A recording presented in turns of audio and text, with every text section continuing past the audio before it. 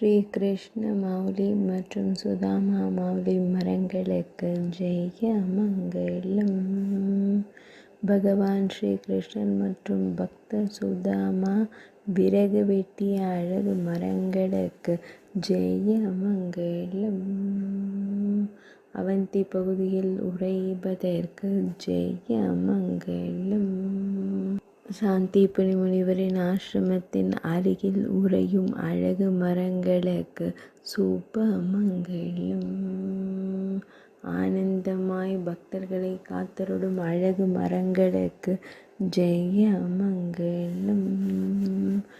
பகவான் ஸ்ரீ கிருஷ்ணரின் திருக்கரம் பதிந்த அழகு மலைக்கு ஜெய மங்களம்.